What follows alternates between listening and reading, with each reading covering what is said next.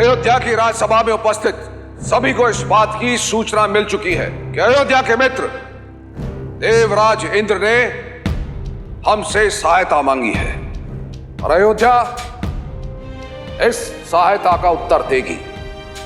समरासुर के विरुद्ध इस युद्ध में मैं अयोध्या के सम्मिलित होने की घोषणा करता हूं।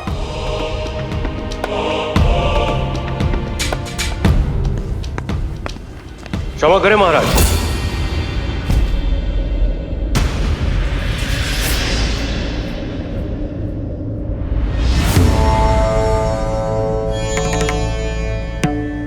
जिस युद्ध से अयोध्या का कोई संबंध ना हो, उस युद्ध में हमें क्यों सम्मिलित होना? क्या अयोध्यापति को अपने किसी निर्णय के लिए तर्क देने की आवश्यकता है ऋषि जवाली? महामंत्री सुमंत, महाराज ने हमें सभा में जनता के प्रतिनिधि के रूप में नियुक्त किया है और जनता का प्रतिनिधि होने के नाते और प्रजाहित के प्रश्नों का उत्तर देने के लिए राजा बाध्य है। कुलगुरु, यदि हमारे प्रश्न नीतियों के विरुद्ध हैं तो हम अपने प्रश्न को वापस लेने की तैयार हैं। एक वर्ड बोले जवाली, सदा ही अनुचित प्रश्न पूछते हैं। राजा अपने निर्णय में प्रजा से सहमति ले, यही नीति है। आशा है महाराज आपके सभी प्रश्नों के उत्तर देंगे ऋषि जवाली। क्षमा करें महाराज, जनता का प्रश्न यह है कि यदि समरासुर जीतता है तो उसमें हमारी कोई हानि नहीं है और यदि देवतागण जीतते हैं तो उसमें हमारा कोई लाभ नहीं है। तो फिर इस युद्ध में सम्मिलित होकर हम अपना धन और जनशक्ति को क्यों व्यर्थ करें?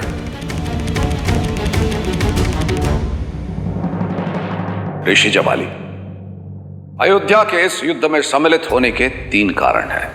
पहला कारण मित्रता। हमारे मित्र ने हमसे सहायता मांगी है। रघुवंशी सदैव मित्रता का मान करते हैं। दूसरा कारण, दूर फैली अग्नि को यदि बुझाया ना जाए तो उसे निकट आने में अधिक समय नहीं लगता। दंडक वन अयोध्या से अधिक दूरी पर नहीं है। और तीसरा कारण, राजा का धर्म, जो है प्रजा की हर संकट से रक्षा करना, वो संकट जो सामने हो या वो संकट जो आने वाला हो। इसीलिए अयोध्या और प्रजा के हित में समरासुर के विरुद्ध इस युद्ध का नेतृत्व मैं स्वयं करूंगा। ऋषि जवाली, आशा करता हूं आपको आपके प्रश्नों के उत्तर मिल गए होंगे। क्षमा करें महाराज।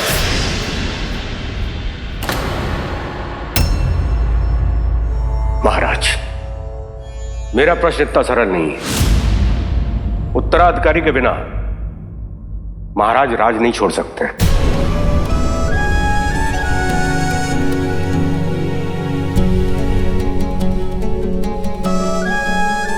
ऐसा नहीं है कि हमें आपकी वीरता और कौशल पर कोई संदेह है, किंतु नियति को कोई नहीं जानता महाराज।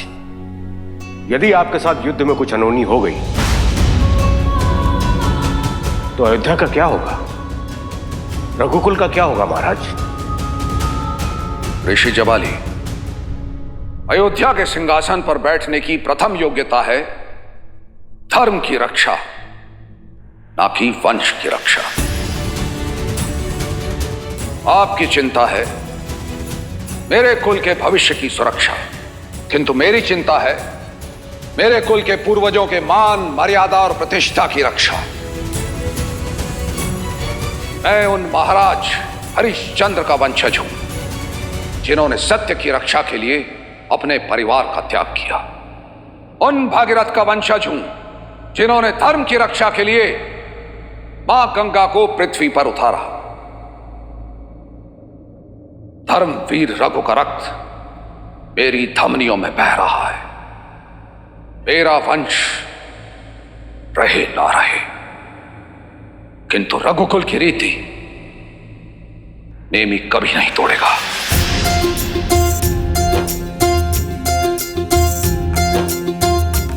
रघुकुल रीति सदा चली आई। प्राण जाए पर वचन न जाए। महाराज नेमी की। महाराज नेमी की। महाराज नेमी की। प्राण जाए पर वचन न जाए। कि भोजन के साथ सरयुग का जल रख लिया है ना, उन्हें वही भाता है। युद्ध के लिए अतिरिक्त कवच तो रख लिए हैं ना। देवासुर संग्राम है तो ध्यान रहे, महाराज के सारे दिव्यास्त्र सुरक्षा में सज्ज रहे। जय हो महाराज। इसे शीघ्र करो।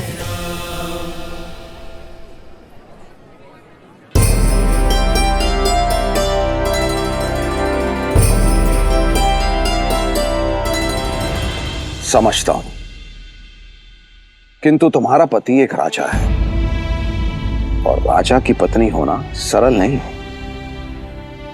तुम तो अपना धर्म अच्छे से समझती हो, मेरी हर आवश्यकता का पूरा ध्यान रखती हो। तो साम्राज्य चलाने के लिए मेरे पास पूरा मंत्रिमंडल है, किंतु इस राजमहल को और मुझे तुम्ही ने तो संभाल रखा है। चलिए, आप प्रसन्न तो हुई, अब हमें विदा कीजिए। विजयी होके लौटिएगा। मैं आपके स्वागत में सज्ज रहूंगी और यहाँ सबका ध्यान रखूंगी। सुमित्रा, तुम कितनी निस्वार्थ हो, मानो तुम्हारा जन्म ही सबकी सेवा के लिए हुआ है। कितनी चिंता करती हो सबकी। सबसे अधिक चिंतित तो कौशल्या दीदी है। जब से आपके युद्ध में जाने की घोषणा हुई है, बस उपवास करके मंदिर में बैठी प्रार्थना कर रही हैं।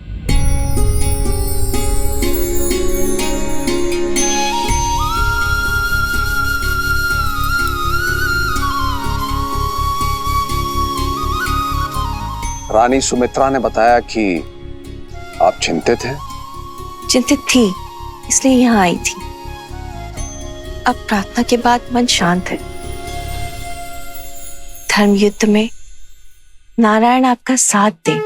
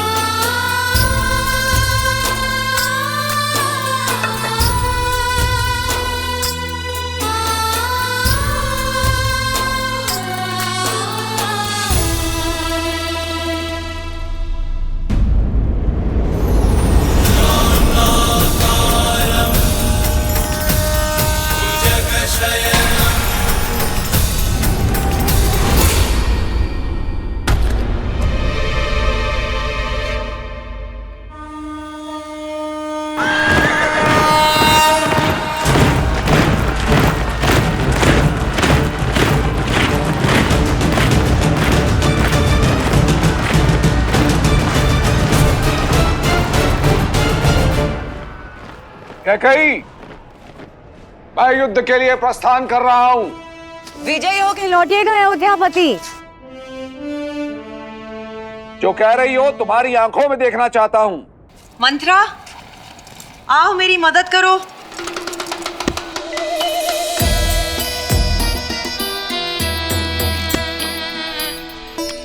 कस के बांधना। विचित्र हट है ये कैकेयी।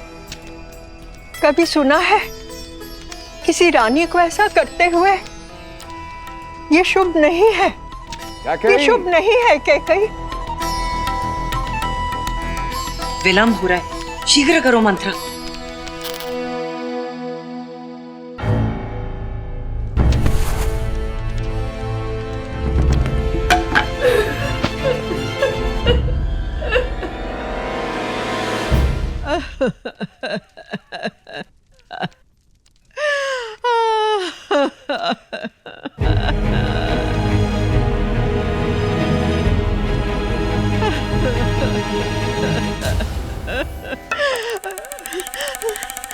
क्यों चिंता करती हो?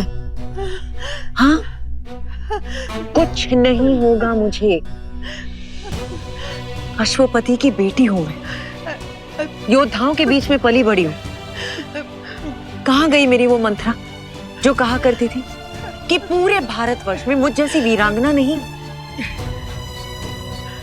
क्या हुआ मेरी उस मंत्रा को? ये शुभ नहीं है कैकई, ये अनर्थ है।